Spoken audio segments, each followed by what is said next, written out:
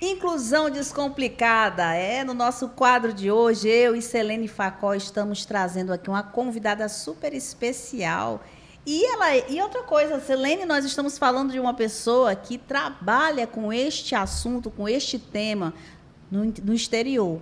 Onde é que fica, Selene, diz aí? Nossa convidada é internacional, é a Georgia Espínola, que mora na Inglaterra, que trabalha com inclusão e vai falar um pouquinho para a gente sobre esse mundo, esse universo lá na Inglaterra, claro.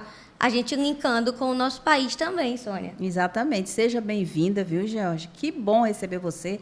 Já conversamos um pouquinho com ela e aí a gente já começa agora a fazer algumas perguntas. O nosso tempo, infelizmente, é muito curto aqui nesse quadro, mas eu tenho certeza que vai ser muito bom. As pessoas vão aprender bastante. É com você, Selene. Oi, Georgia, muito obrigada por ter aceito o nosso convite. E eu queria que você iniciasse falando um pouquinho de você e por que você decidiu sair do país, faz quanto tempo. Ok, então muito obrigada pelo convite, muito feliz em estar aqui. Eu mudei para Londres porque eu conheci o meu marido, que é britânico, ele veio passar umas férias no Brasil e eu o conheci. E aí, quando eu o conheci, obviamente, eu tive que tomar uma decisão, né, de me mudar, porque a gente ia casar. E eu tive, então, que mudar toda a estrutura que eu tinha, de trabalho, de planos.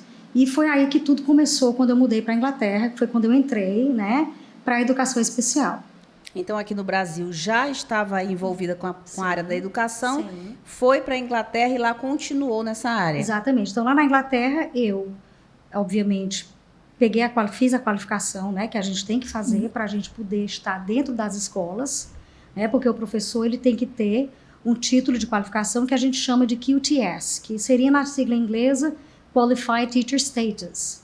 Então, para trabalhar na escola, a gente tem que ter essa qualificação.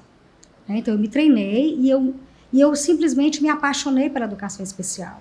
Então, assim, eu comecei, eu me lembro que quando eu comecei de voluntária, porque eu queria saber como é que funcionava, e aí eu me apaixonei, porque é muito gratificante.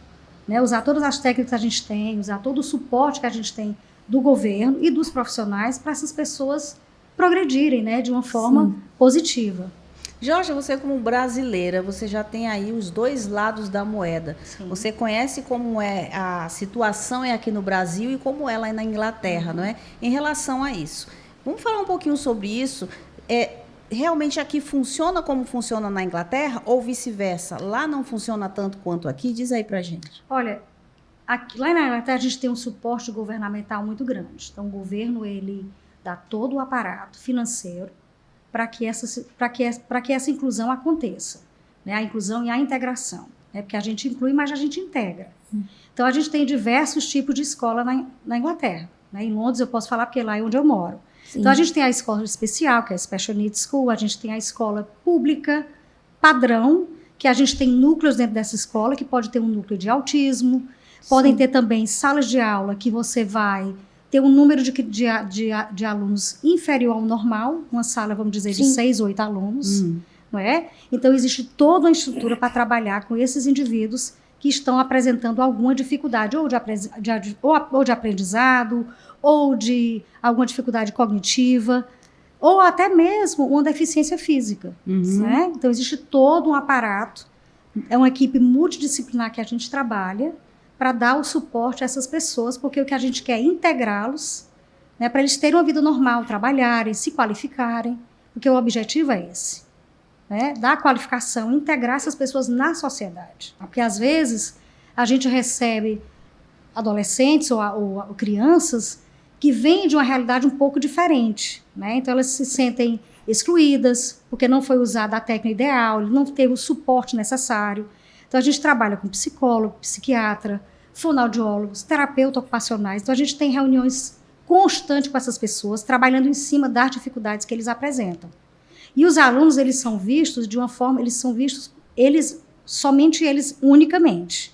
Então, a gente não trabalha, por exemplo, a gente não faz um plano para trabalhar com todo mundo, até porque são diversas dificuldades.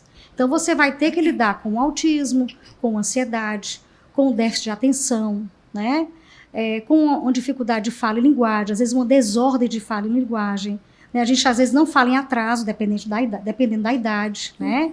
Então, tem a questão do processamento da informação. Então, todas essas questões a gente tem que trabalhar com profissionais qualificados para a gente dar o suporte a esses indivíduos. Em relação à prática, porque aqui no Brasil, assim, existem muitos projetos, existem muitas coisas relacionadas a isso, mas na prática, quando a pessoa sai da escola, da universidade e vai para o mercado em si, já não é tudo aquilo que ela esperava que fosse. Lá na Inglaterra, existe algum projeto, existe algum programa voltado para isso, para empregabilidade? Milhares. Lá eles têm todo o suporte, inclusive essas pessoas, dependendo da necessidade, o governo dá uma contribuição financeira, às vezes, para o resto da vida, né? Então, eles têm toda a estrutura, tanto psicológica, como educacional, como de trabalho. Existem empresas que recebem um bônus, né, para receber essas pessoas com deficiência. Então, você vê naturalmente, você está no supermercado, por exemplo, você vê uma pessoa, às vezes, que tem um tipo de deficiência, às vezes cognitiva, às vezes física, né? Então, existe sim, a inclusão lá é uma coisa que é extremamente importante para o país e funciona muito bem. Que está em primeiro lugar. Demais, então, muito importante. Eu acho que é uma das maiores diferenças entre o Brasil e a Inglaterra nesse sentido, que a gente está aqui conversando, percebendo, é realmente esse interesse, que lá a gente percebe que tem o interesse do governo de poder incluir e ter essas técnicas que você está falando, de poder incluir todos os tipos de pessoas. Inclusive, a gente tem um documento que é legal, um documento que a gente tem que seguir esse documento, que é uma sigla chamada EHCP Plan, é o Educational Healthcare Plan. Então, nesse plano educacional, é um plano que essas adolescentes, crianças que vão se tornar adolescentes, que vão se tornar adultos, então a gente segue esse plano educacional, a gente observa o que é que ele precisa. Então, nesse plano eles vão ter sido avaliados anteriormente, para saber se eles precisam. Ele vai ter um fonoaudiólogo na escola, ele vai precisar de uma terapia ocupacional. E eles vão ter todo esse suporte financeiro até os 25 anos de idade. E eles podem, inclusive, não só ir para a escola pública, como eles podem ir para as privadas também. Só que as escolas particulares, elas são mais seletivas e muitas vezes elas não têm como, na verdade, ajudar essas pessoas. Porque, na verdade, não deixa de ser um negócio. A escola particular é um negócio, né? Mas na Inglaterra, em Londres, a gente tem private schools, as escolas particulares que são especiais. Nós temos escolas só para autistas. Nós temos escolas para pessoas com deficiência. Privadas ou do governo? Temos também privada e do governo, né? Então, são escolas muito caras, né? Mas o governo também subsidia, paga também, dependendo da circunstância. E essas pessoas, elas têm toda essa ajuda que eu estou te falando, né, que a gente tem na escola pública normal, né, vamos falar então, assim. As particulares também têm todo esse suporte. Então, qualquer escola que as crianças forem, elas vão ter esse suporte. Porque na escola particular, por exemplo, você vai ter a coordenadora pedagógica. Mas a dificuldade da escola particular é que eles não têm os recursos que a pública tem. Então fica mais difícil. Engraçado, né? Lá o recurso maior no ensino público. Porque, na verdade, o Estado toma conta de você. É isso. Né? Então, diferente aqui do muito nosso diferente. país. Então, o Estado, ele toma de conta de você. Então, lá você não é dono de nada. Né? Então, assim, ele chega para lhe ajudar, ele chega para lhe orientar. E ele tem todo esse suporte. Então, a gente vê pessoas que saem, por exemplo, da escola secundária, que vão para o college, né? Com esse plano educacional que eu estou te dizendo, com todo o aparato financeiro. Então, ele vai para um college, né? E aí ele vai fazer, vamos supor, especialização em alguma coisa em carpintaria, ou vai fazer um curso de artes, mas talvez ele precise, por exemplo, ter um assistente de 1 para 1, não é? Porque tem que ter toda uma estrutura para dar o suporte para aquela pessoa, que ela consiga ter uma qualificação para ela poder entrar no mercado de trabalho. Então, na verdade, não é apenas só dar um curso para a pessoa, é como é que eu vou integrar essa pessoa na sociedade. E esse aqui é o grande desafio, né? Porque às vezes a gente observa que os pais têm muita ansiedade, né? Como é que eu vou, o que é que vai acontecer com meu filho, com meu filho adolescente. E o mais importante é a gente integrar essas pessoas, né? Integrar na sociedade. Por exemplo, na escola pública, que tem esse núcleo, às vezes algumas escolas têm um núcleo de autismo, né? Então existe toda uma estrutura nessa escola para dar esse suporte. Então a gente tem cursos. Sempre a gente tem curso, porque até a forma de você segurar uma pessoa quando está em crise, você tem que ser treinado, né? Porque essas pessoas, elas podem ter uma crise de ansiedade, elas podem ter uma crise de Pânico. raiva, né, de pânico. Então, às vezes a gente precisa segurar uma criança, né, porque às vezes eles não têm muito controle. Então, Jorge, você acha que as crianças indo para as escolas, é melhor elas irem para a escola pública ou elas vão também, lá em Inglaterra, ter esse suporte na particular? É como eu te falei, você pode aplicar para qualquer escola, né? Porque principalmente quando você tem alguma deficiência, seja ela cognitiva, como eu te falei, porque às vezes tem deficiência que a gente não vê, né? Você é um dislexo, a gente não sabe que você é um dislexo. Você tem uma descalculia, a gente não sabe, né? O TDAH nem sempre é uma coisa visível. Existem vários níveis. Então, assim, a gente tem que perceber como é que a gente vai dar esse suporte para essas pessoas. E cada caso é um caso separado. A gente não generaliza. Até porque tem a questão do desenvolvimento do ser humano, do indivíduo em si. Eu já vi casos, por exemplo, de adolescentes que entraram em escolas especiais. Eu trabalhei numa escola especial, uma escola de autismo. Era uma escola de autismo moderado a severo. E mesmo essas escolas públicas especiais, às vezes elas não conseguem lidar com a dificuldade. Porque às vezes a dificuldade ela muda. Então, por exemplo, a gente teve um caso de um adolescente que ele tinha um autismo, mas ele apresentou esquizofrenia. Então, ele teve que sair. Porque a gente não tinha recursos para continuar dando suporte para esse adolescente. Então, aí você me pergunta, e para onde é que ele foi? Né? Então, ele vai para uma escola mais severa, com mais suporte, né? Porque o que é que a gente tem lá? Por exemplo, eu tenho 2 assistentes. Então, uma escola dessa que ele vai, por exemplo, ele vai ter muito mais estrutura, né? Porque ele vai precisar de muito mais atenção. Então, Georgia, lá na Inglaterra, a gente vê que, não muito, mas na escola que eu estudei é uma das poucas escolas que a gente tem o convívio de pessoas com deficiência e as pessoas sem deficiência. Queria saber como é lá na Inglaterra, esse tipo de escola. Então, assim, é como eu falei, a gente tem a inclusão com a integração, né? Então, por exemplo, vamos imaginar um cenário. Então, é uma escola pública normal, você imagina uma escola pública normal. Lá, por exemplo, uma escola pública, uma faixa de 1.000 alunos. Nessa escola pública, vamos imaginar que dentro desses alunos vão ter pessoas com dilexia, dispraxia, descalculia, ansiedade, depressão, né? Então, como é que a gente faz? Às vezes, as escolas, elas criam uma sala especial. É uma escola normal, pública, mas é uma sala especial para alguns indivíduos ficarem lá por um período e a gente vai integrando devagar. Então, quando a gente já começa a sentir que a pessoa está mais autoconfiante, que a pessoa está mais calma, consegue se integrar mais, teve a ajuda do assistente para ir na hora do intervalo, ficar com ele. Então, a gente vai integrando de uma forma gradativa.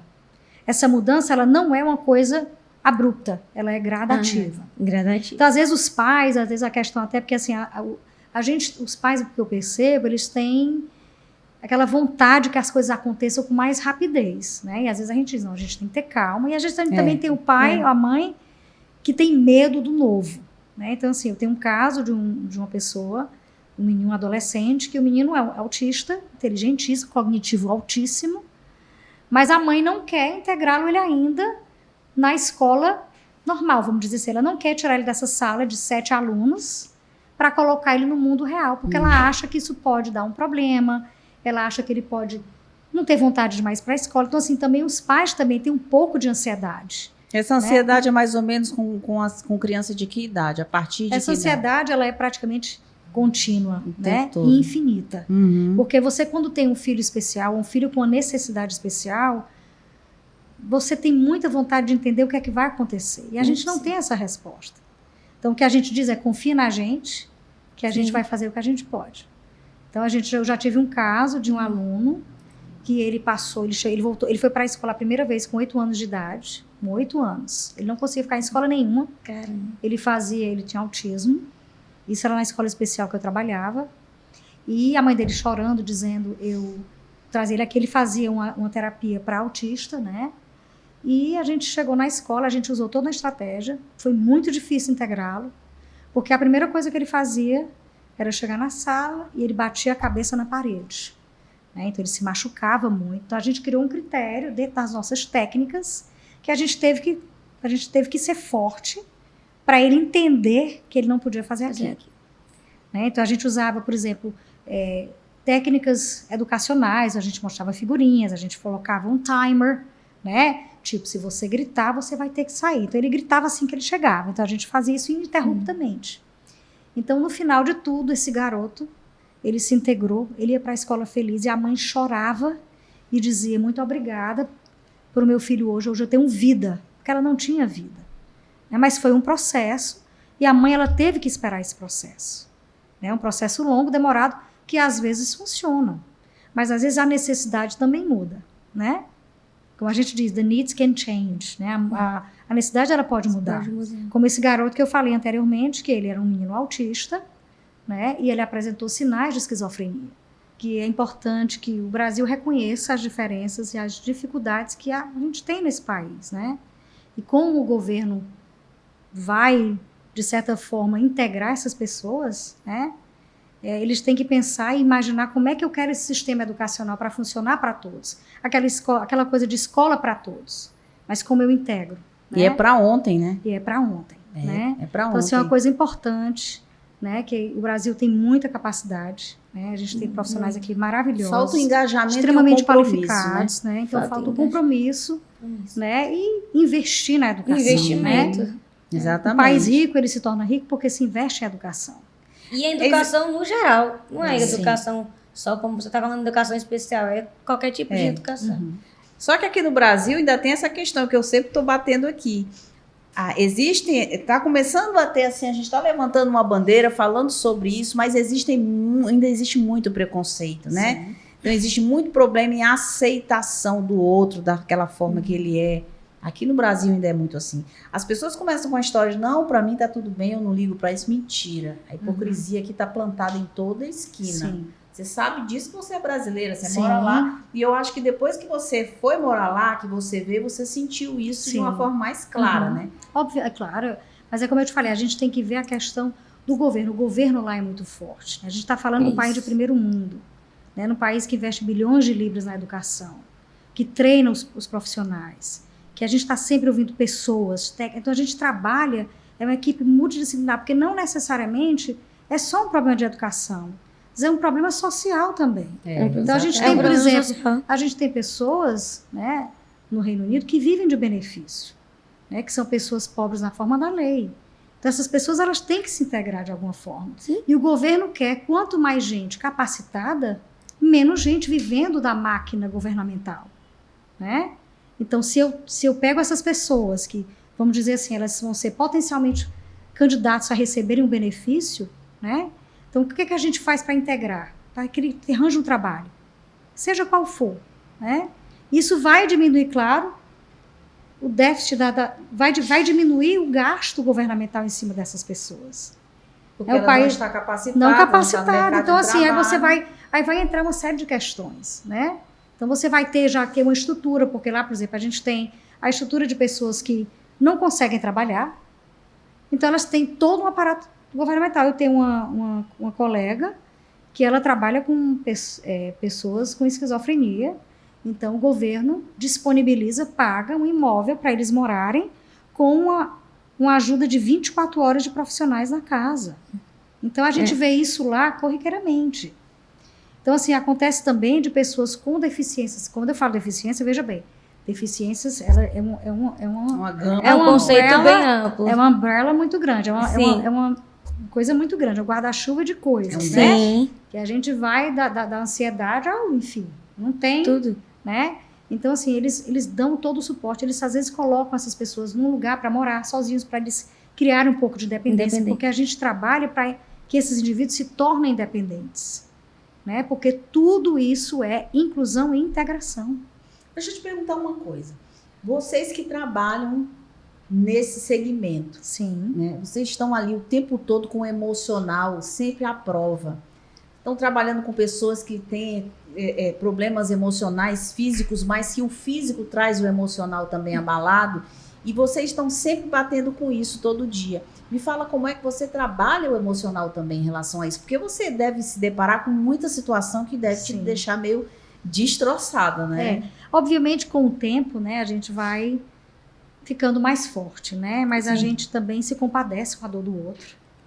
Porque a gente vê pais, eu sou mãe, então eu vejo essas pessoas sem muito horizonte, não tem para onde olhar, ficam sem, como é que vai ser? Você imagina um autista que é non-verbal, que não fala, né? Então ele vai ter uma série de complicações, ele vai ter a agressividade, ele vai ter a frustração.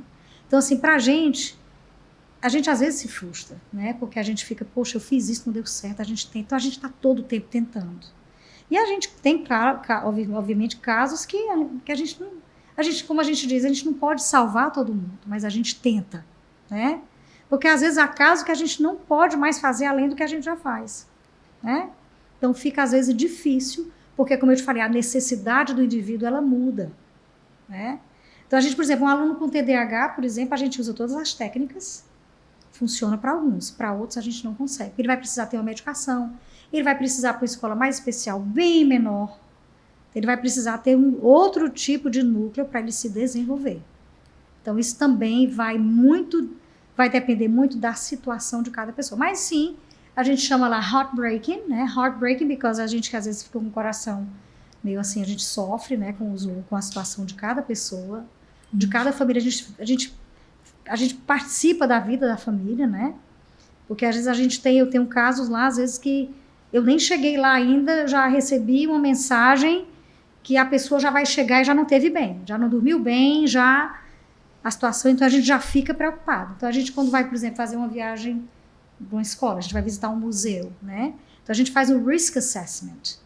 A gente vê qual é o risco de levar aquela pessoa para, por exemplo, vamos imaginar, pegar um transporte público, entrar no ônibus da escola. Porque, por exemplo, pode acontecer de um deles, por mais que a gente tenha os assistentes, eles simplesmente terem um surto de raiva, né? A gente está no ambiente público, a gente tem que tirar essa pessoa do local. Então a gente faz um risk assessment para tudo que a gente vai fazer de atividades extracurriculares. A responsabilidade muito grande. Muito grande. Então a gente faz o risk assessment porque a gente vai, como eu te falei, integração. Eu vou para o metrô, eu vou pegar o ônibus, eu vou pegar o trem, eu vou integrar essas pessoas. É isso. Não é, a gente está falando aqui de escola, mas a gente está vendo que não é só na escola. Claro, porque o estudante ele vai visitar esses lugares. Isso. Ele quer participar do cotidiano. Né? E ele tem o direito. Tem, lógico. A inclusão é um direito adquirido de todos. Mas a gente tem que integrá-los. E a forma de integrar é que é importante. Então tem todo um preparo para todos os tipos de ambientes. Exatamente. Não é só dentro da escola. Não. Principalmente porque, como é um ambiente escolar, então, por exemplo, tem atividades que eles precisam, por exemplo, um sports day, um dia de esportes, que às vezes não necessariamente é no ambiente da escola, é um ambiente fora, né? Que eles têm que se deslocar. Então a gente tem, dependendo da situação, a gente tem um ônibus escolar que leva essas crianças com mais dificuldades, já que eles não têm muita capacidade de pegar um ônibus ou pegar um trem, ou a família não pode ir, então a gente dá todo o suporte. Então, a gente tem que colocar uns 3 assistentes dentro do ônibus, né? A gente tem que ter todo o cuidado, a gente fica super alerta, né? Porque qualquer coisa a gente está ali para ajudar, e é muito estressante porque o nível de responsabilidade é muito alto. Muito alto. Em relação é muito alto. Educação, ao profissional da educação lá em Londres, né? Eu pergunto porque são 2 perguntas. Uma, em relação aos pais, quando lidam com a ansiedade de ver como é que os filhos estarão se desenvolvendo com vocês ali, na responsabilidade de vocês, se você já recebeu alguma reação inesperada de um pai, de uma mãe, claro. E em relação ao respeito ou o relacionamento das pessoas que não estão trabalhando na educação com aquelas que estão trabalhando. Entendi. Tipo relação professor, mãe, pai de aluno, etc. Veja bem, é um serviço público, não é? Então, assim, vamos falar de escola pública, a gente não fala da escola particular, porque particular a gente não é bem a coisa mais importante. Mas o seguinte, o público, então, assim, todo o dinheiro que está lá é um dinheiro que vem das pessoas que pagam impostos, né? Então, todo mundo tem direito à escola pública. Então, a gente tem sempre, por exemplo, as escolas, elas são fiscalizadas anualmente, que a gente tem uma fiscalização que a gente chama de Ofsted, é o nome da fiscalização. Então, eles fiscalizam as escolas públicas para ver se elas estão good, outstanding, boas, excelentes, e aí vão trabalhar. E muitas vezes, né, a gente tem que adaptar e cada vez mais a gente está melhorando. Sim, e a gente tem, claro, pais frustrados. A gente vai ter aquele pessoa que não está satisfeito, né, com um trabalho, aí não está melhorando, eu acho que não é assim, porque também tem muita ansiedade dos pais, né, muita frustração também, porque é difícil você ter um filho, um parente com alguma necessidade especial, né? E quando eu falo necessidade especial aqui, eu falo de um autismo severo, né? Sim. De uma pessoa que não consegue se comunicar. Sim. Então a gente tem que imaginar que essa pessoa não vai conseguir falar, ela vai se frustrar, ela vai querer falar, então ela vai jogar uma coisa, ela vai gritar. Ela vai se comunicar de outra ela vai forma. se comunicar de uma forma, talvez muitas vezes com agressividade. Exato. Sim. Então a gente precisa disso, e muitas vezes precisa inclusive de um psiquiatra para dar uma medicação. Muitos deles tomam medicação, que não é absolutamente condenável, é importante, né? Por exemplo, o déficit de atenção, existe a prática de que nem todo mundo precisa do remédio. Para alguns indivíduos funciona, para outros não funciona. Então, cada indivíduo é um indivíduo. Então, a gente vai trabalhar diferente para cada pessoa. Mas há, sim, muita frustração da família. E o respeito? Como é que ela Sim, o respeito é relacionada a educadores? Como é o Sim. respeito lá? Porque Então, aqui assim, a gente- as pessoas não respeitam mais professor, mais nada. Então, assim, obviamente, a gente trabalha, né? A gente é muito dedicado, a gente é muito fiscalizado, né? A gente é fiscalizado o tempo inteiro. Não só pelo próprio governo, como pela própria sociedade. Fazer uma sociedade. Como um todo, né? Então, assim, eles nos respeitam, eles agradecem, mas sempre de uma forma muito profissional. Lá não tem essa coisa de você se envolver muito com a pessoa, até porque você não pode. Do afeto. Por lei, você não pode. Né? Então, assim, eu não posso ter no meu Instagram um pai de um aluno, eu não posso ter eu não posso pegar uma carona com um pai, eu não posso fazer isso. Né? Então, assim, não existe essa coisa da amizade. Eu sou a Mrs. professora tal, e aí é assim que funciona. A gente não tem essa coisa dessas relações pessoais, de amizade, de carinho. De bolo, de jeito- pedacinho não, de bolo, não. de uma torta, Então, de uma maçã. conviva ali. Exatamente. Exatamente é assim. É isso Então, a aí. gente não tem misturar essa as coisa. coisas. Não. É porque a gente está lá como profissional. Sim. Então, quando eu tenho reuniões com pais, e às vezes tem um psicólogo participando, um psiquiatra, então a gente está lá como profissional, a gente não pode se envolver de uma forma pessoal com o problema, e a gente tem que dar sempre uma opinião profissional, coerente, sem entrar muita emoção. Como é que foi para você nesse aspecto, como brasileira, como alguém que, né, desse povo acolhedor, como é que Sim. foi para você essa distância, ter que manter esse distanciamento? Bom, claro que tudo lá é muito diferente, né? Então, assim, claro, eu passei primeiro 8 anos sem trabalhar, só cuidando da minha casa, do meu filho, né? Então, assim, eu fui aprender, meu marido é inglês, então a gente vai aprendendo como é que eles falam, como é que eles se comportam.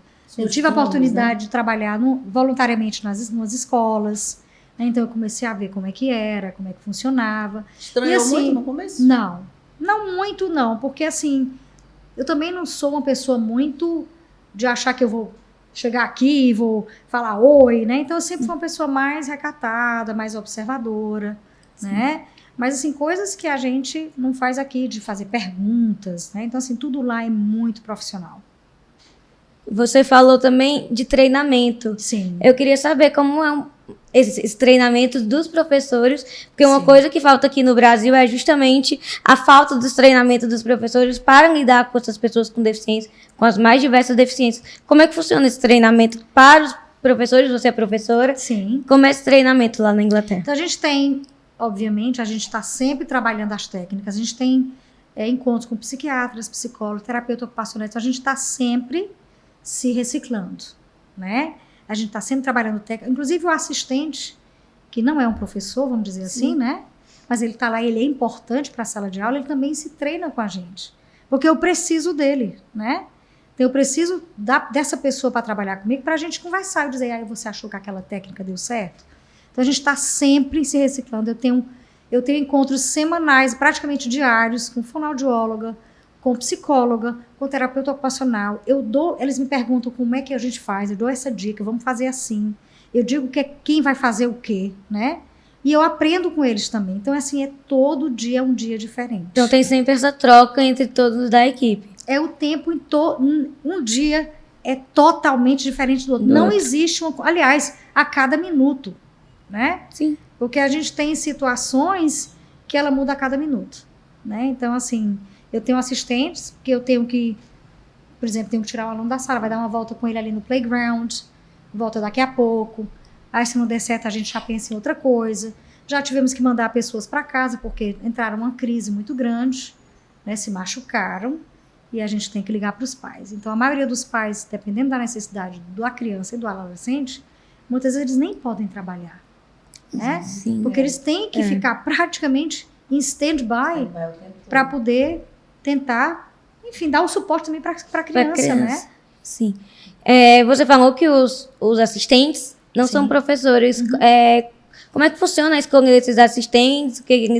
Qual é definitivo o trabalho deles? O assistente, nós temos, por exemplo, tem muita gente que é assistente que tem uma qualificação de uma universidade. Às vezes é uma pessoa mais jovem, que quer estar ali por um tempo, né? Porque o mercado de trabalho lá é muito vasto, é muito amplo. Então, você faz o que você quer. Eu quero trabalhar só part-time, você trabalha, eu quero trabalhar agora aqui, fazer isso, eu quero. Eu estou dando aula, mas sabe o que eu quero? Eu quero ficar ser voluntária por um tempo. Eu não quero estar nessa rotina, né? Porque é muito trabalho, é muita responsabilidade, é muita papelada, é muita coisa que a gente tem que fazer, report, a gente tem que fazer um monte de coisa. Porque você tem que estar prestando conta do governo. O tempo todo com os profissionais também, né? Então, por exemplo, eu tenho que falar com o psiquiatra, por exemplo, e dizer, olha, eu acho que é assim, a gente faz o teste, a gente segue vamos supor, um psiquiatra manda para a gente fazer o teste lá com eles, né, de TDAH. Então, a gente senta, porque eu vou ter que responder as perguntas. Como é que o aluno é na sala de aula? Porque na sala de aula, às vezes, o TDAH é muito diferente como é em casa, né, e vice-versa, né? Porque a gente está num ambiente de aprendizado. Então, a gente está num ambiente de aprendizado, concentração, foco, processamento de informação. Então, a gente também tem que entender que é tudo muito diferente. Né? Você tem um TDAH, você está na sua casa, você está relaxado, você está vendo a TV, você não está focado. Então, o psiquiatra, ele nos escuta também, né? E eu tenho que responder as perguntas daquele aluno para poder ela fazer uma comparação. Escola, casa. Né? Então, como é que eu vou... Um a um. É muito trabalho mesmo. É muita coisa. Um a um. Isso é uma coisa que acontece sempre. A gente tem reuniões sempre, a gente é cobrado, a gente tem que trabalhar, é uma equipe multidisciplinar, porque senão a coisa não funciona.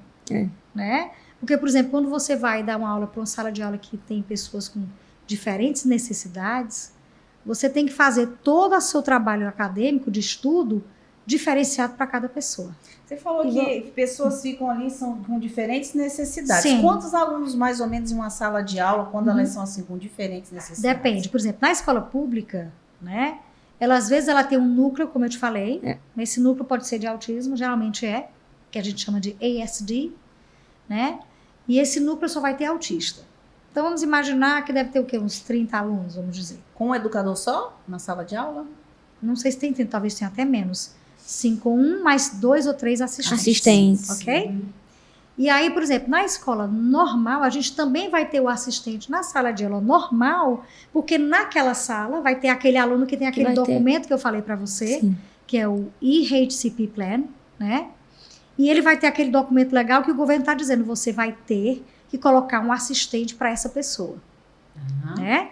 Então, ele vai estar numa sala integrado na escola normal, mas ele vai ter um suporte de um assistente perto dele, o ajudando, até para ele se integrar.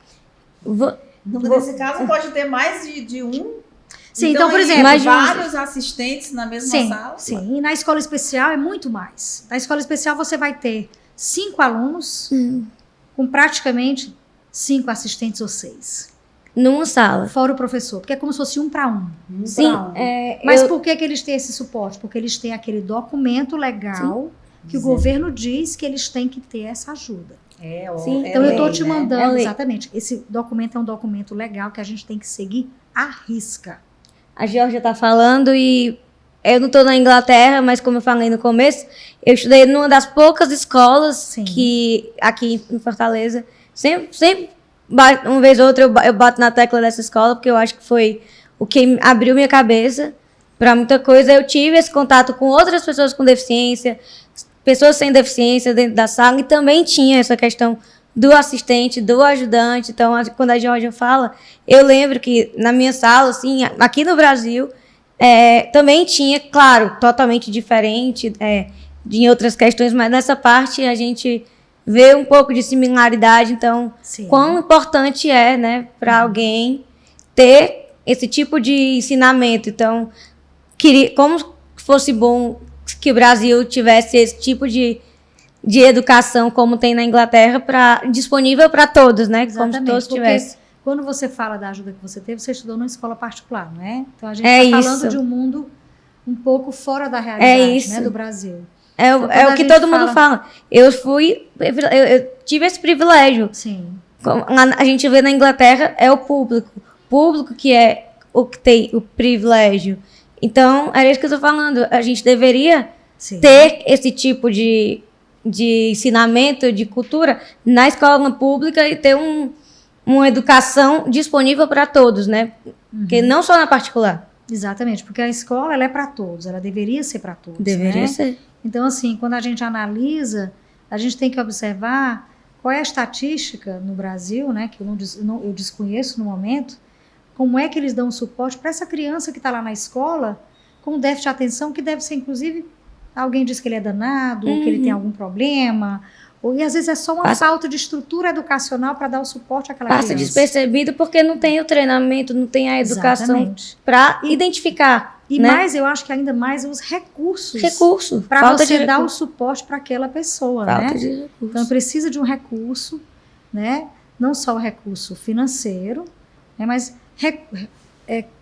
disponibilizar para esses profissionais que trabalham com essas pessoas para se capacitarem cada vez mais, para entenderem, por exemplo, o que é um autismo, o que é um déficit de atenção, né? O que é uma pessoa com deficiência física. A hiperatividade está nesse grupo ou não? Tá sim. Tá sim, porque você fala do TDAH, né? Você diz a hiperatividade. Sim. Porque a gente tem o TDAH, né, do tipo lento, né? E o TDAH com hiperatividade, né, que a gente chama.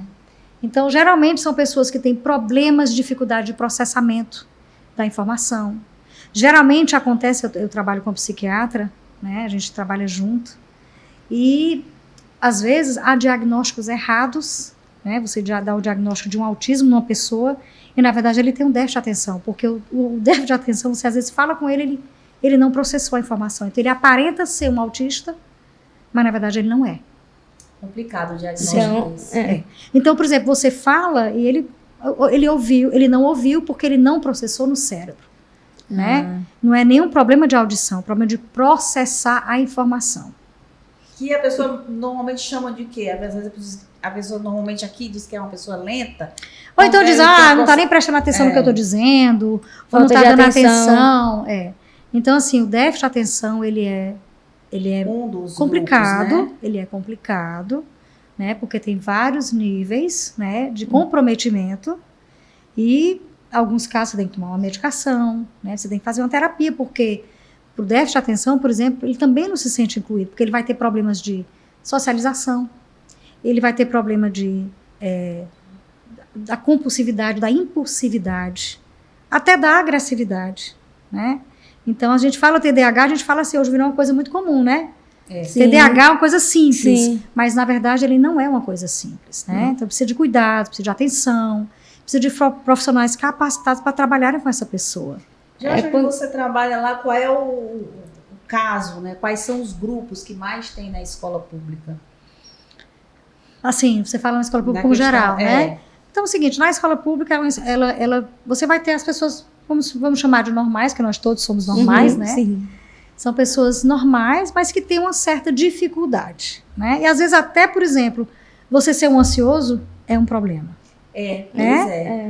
Então é o seguinte, você ser ansioso é um problema. Eu já tive casos de adolescentes terem ataque de pânico, que começam do nada. Não houve nada para aquele aluno ter um ataque de pânico, né? Então a gente tem toda uma técnica.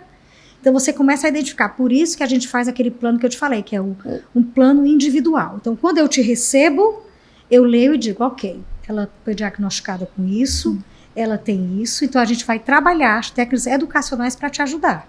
Então vocês olham um a um nesse plano. Um a um. E aí, de acordo com o diagnóstico, vocês vão montando, junto com a equipe, as técnicas. Exatamente. E às vezes a técnica não funciona.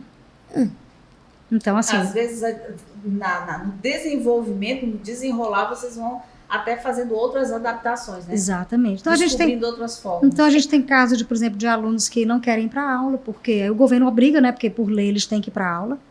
Eles pagam multa se eles não forem, a família paga uma multa se não for, né? Você não pode tirar um filho da escola porque eu vou viajar, então você paga uma multa. Então eles têm, por lei você tem que ir, né? Então, tem as condições, né, para você existem ter as condições, né? E principalmente as pessoas que recebem o benefício do governo, elas têm que ter muito mais responsabilidade, né? Porque às vezes a gente, inclusive, quando um aluno não vai para aula, a gente tem que saber imediatamente, porque essas crianças ou adolescentes que têm algum problema de uma dificuldade ou de aprendizado, enfim, a dificuldade como um todo, uma deficiência, vamos falar assim, Sim. eles são muito vulneráveis para sofrerem maus tratos. Então, quando eu trabalhei na escola especial, a primeira coisa que a gente fazia, às vezes, vamos supor que eles iam trocar de roupa. Então, se a gente viu um machucado, a gente já ligava para assistente social. Então, Gente, o trabalho é realmente é um trabalho de equipe. É um trabalho de equipe. equipe. Eu tive um caso de um garoto que ele chegou para mim e disse que estava com raiva de mim porque eu tinha... Enfim, ele tinha ficado... Eu liguei para a mãe dele, que ele estava se danando. Denunciou, e aí no outro, né? aí no outro dia, ele até é espanhol, o meninozinho. No outro dia ele chegou para mim e disse, olha, por sua causa, a minha mãe pegou um cinto e bateu em mim. Na hora que ele me disse isso, eu digo, ok. Aí imediatamente falei com a chefe da proteção do adolescente, que a gente tem um oficial da proteção do adolescente na escola. Aí a gente entra no sistema, coloca lá, claro que eu não vi o garoto, que eu não pude ver, eu não senti uma marca, né? Mas aquilo ali já acendeu uma luz vermelha. Então, por conta dessa informação, eu mandei um e-mail para a chefe da proteção do adolescente. Ela veio chamar o aluno. E aí ligou para a assistente social e a polícia veio. A polícia foi chamada. Eu não fiquei, porque isso foi até 8 horas da noite. E eu não fiquei. Quem ficou foi ela. Porque às vezes você liga para a assistente social, ela às vezes não está lá, ou às vezes aconteceu e tem outras coisas para fazer. Então, ele chegou na escola. A mãe do aluno foi para a escola, né? E ela se desculpou, eu não estava lá, porque não precisava ter ficado lá, né? Então, um caso de uma pessoa com deficiência, Sim. um caso assim de educação especial, acabou gerando questão de violência. E o que ele tinha, na verdade, ele tinha apenas, que a gente chama, ele era um aluno que a língua inglesa para ele era a segunda língua. Ele, na verdade, era espanhol. Ele veio da Espanha. Então, a gente chama isso de EAL. São alunos que a gente chama EAL, que é English as a Second Language. Então, esses alunos também fazem parte da inclusão. Ah, é? Claro. Até Porque a gente recebe gente de todo lugar do mundo. Né? Porque a inclusão aqui que a gente fala, que a gente sempre está comentando, né, Sônia? A inclusão não é só Não, virar então pessoa com deficiência, é tudo. Sim, então E esse a questão garoto... Da integração. Da né? integração. Então, esse inclusão, garoto, integração. ele não tinha autismo, ele não tinha TDAH, ele apenas não falava o idioma inglês. Então ele se frustrava, ele, enfim, não queria fazer as tarefas, ele ficava ansioso, né? Então a gente tentava, e eu falava espanhol, eu falo, né? E aí eu falava com ele espanhol, então assim, já ajudava, já se sentia mais seguro perto de mim, né? Mas aí houve esse evento, né? Porque a gente tem que também trabalhar um pouco na questão do cumprimento das normas da escola, né? Eles têm que saber que eles não podem se comportar, enfim, existe toda uma política, né, da escola, né, que o pai assina quando vai colocar o estudante na escola, né? Então eles têm que seguir aquele critério. Então se foge daquilo ali, a gente tem que avisar o pai, né? E é importante esse link com a família também. Porque qual é o pai ou a mãe que não quer que seu filho progrida na vida, né? Então a gente quer, por mais necessidade que tem, eles querem que essa coisa funcione. E esse garoto, inclusive, voltou para a Espanha esse ano. Ele voltou para a Espanha. Um menino maravilhoso, sem problema nenhum de aprendizado, inclusive inteligente, mas imaturo, vamos dizer assim, né? Tem a questão da idade e a questão do idioma que ele não falava. A questão da língua Então, acabou... o idioma frustrava muito ele. Você tá vendo como é a questão? Frustra. Então, Você, assim, quando não consegue falar, se comunicar. Exatamente. Então, eu tenho alunos lá que são brasileiros, né? Que também estão lá e vieram... acho que esse ano foi um que chegou, acho que de Goiânia, né? E aí eu ligo para os pais, falam em português, eles ficam super agradecidos, porque ninguém fala lá português, né? E assim, a gente ajuda tudo, mas até um aluno que fala o inglês como uma segunda língua, a gente considera como um aluno especial. Muito bom. Claro. E não tem nada de especial. Mas acaba sendo. É especial porque você imagina, você chega num ambiente, você sai de um país, vai para uma escola secundária. Você veio por um motivo, não sei, de trabalho, ou o país também, a Inglaterra ajuda muito as pessoas, né? Tem muita questão do benefício para quem não está bem. Hoje não tanto mais, porque a Inglaterra saiu da União Europeia, né? Sim. Então a coisa ficou um pouco diferente. Mas essas pessoas estão lá, muitas vezes trabalhando, ou vão buscar uma coisa melhor de vida. Aí jogam um estudante, um filho, numa escola que eu não estou entendendo absolutamente nada. Então você começa a ficar entediado. O que foi, imagina não falar, né? Você começa a ficar entediado, e você entediado, você começa a mexer numa planta, você começa a ficar inquieto, você começa a ficar irritado, Nervoso, você começa a ansioso. dizer que hora que eu vou embora. Então a gente tem toda essa questão. A gente sabe que aqui no Brasil também existe a lei, mas fala um pouquinho da lei em si na Inglaterra. Como é que ela funciona? Você falou que tem a pessoa que não cumpre, ela é fiscalizada, penalizada. Porque é o seguinte, quando o aluno vai para a escola, né, como toda escola, a gente faz o registro da criança na escola. Ela está presente, né?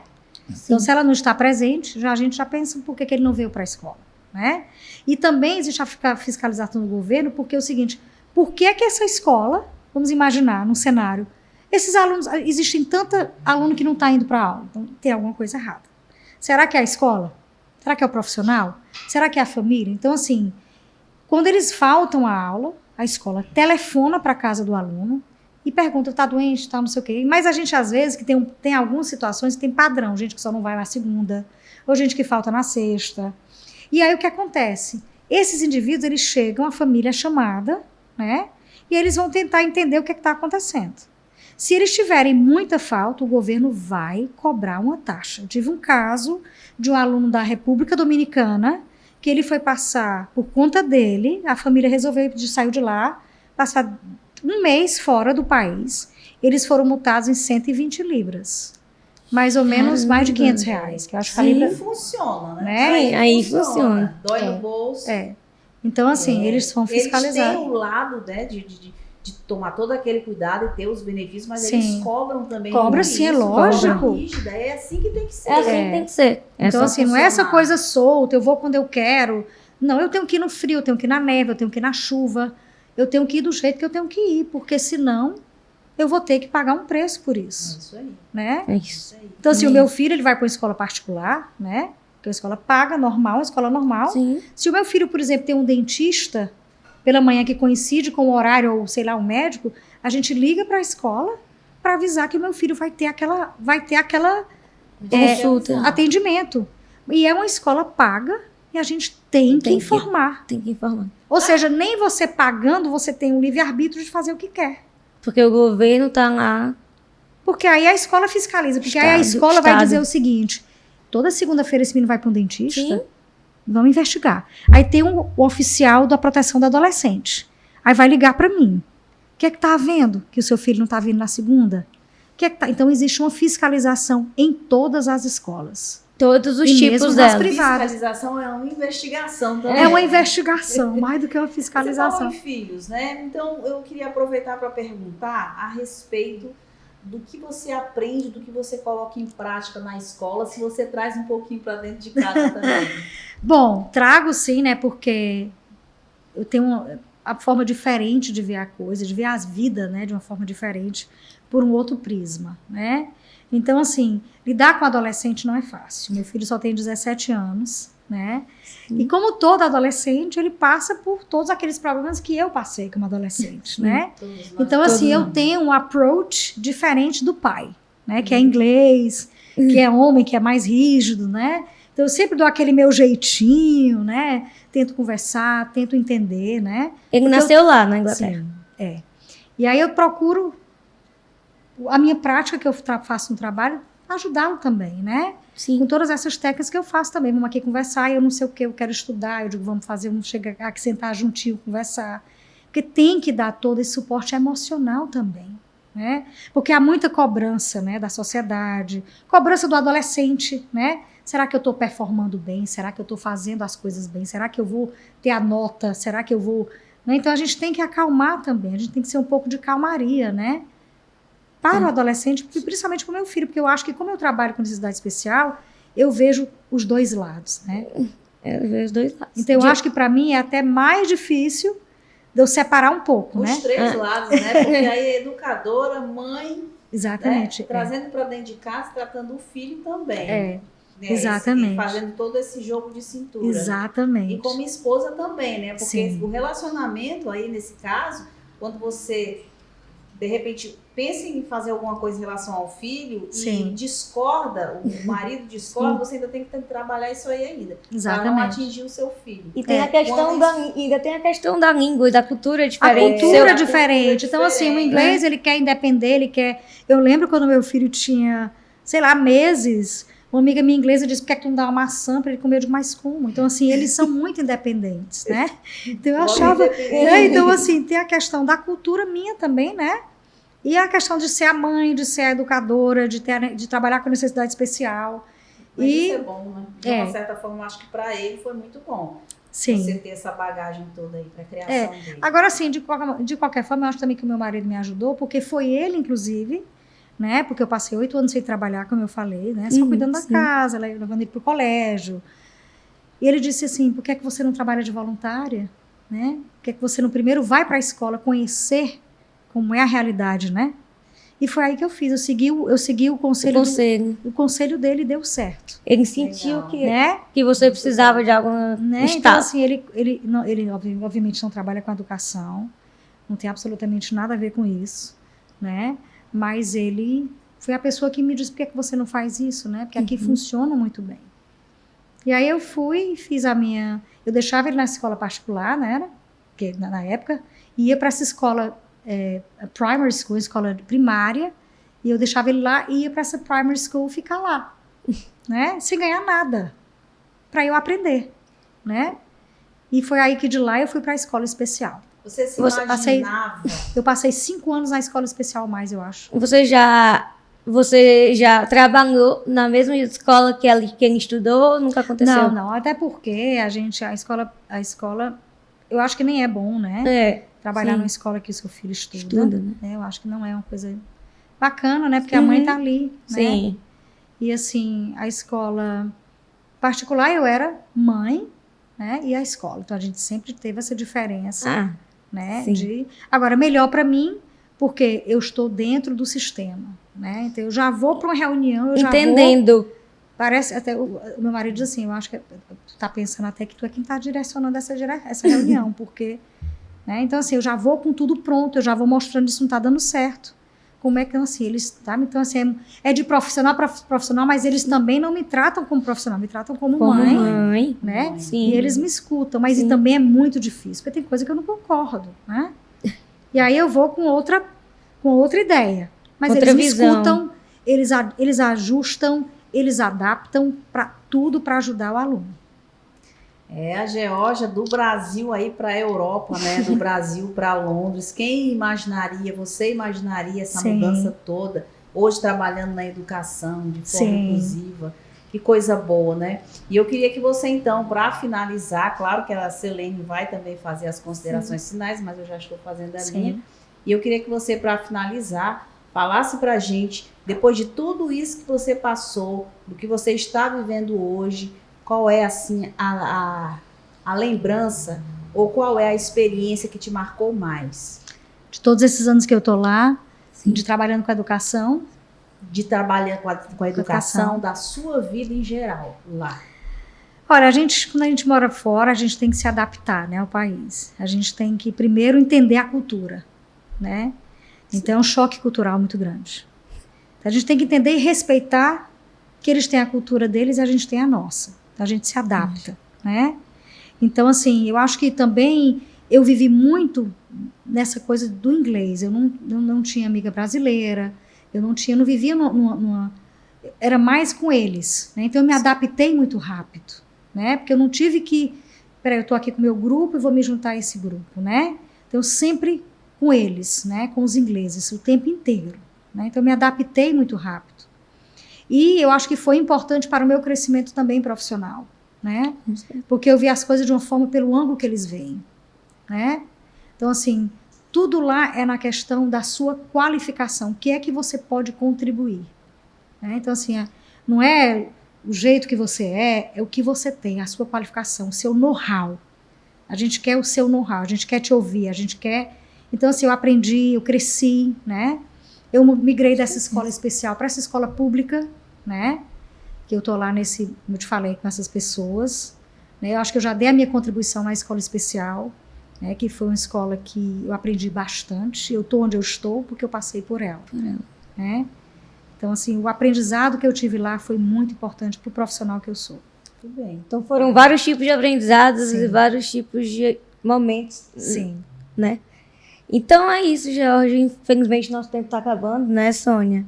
Então, muito obrigada por ter aceito o nosso convite. Foi muito, muito especial de ter aqui e ter esse bate-papo com você. Muito obrigada pelo convite. Prazer estar aqui.